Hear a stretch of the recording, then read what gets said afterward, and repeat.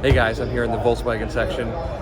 They don't have really any EVs to show. I'm just surprised. Well, not really too surprised, but after all that hype, all those articles you read all the time, all over the place, that they're gonna have all these new electric cars coming out, here at the LA Auto Show, the only car they have is a concept car. I'll walk you around it here in a second, but I'm just shocked.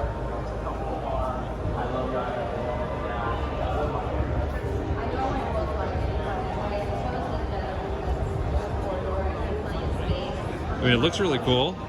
Interior looks pretty neat. But I just can't believe they don't have anything more at all.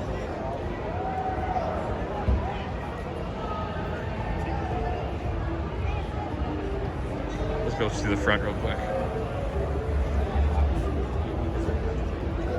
That front is ridiculous looking.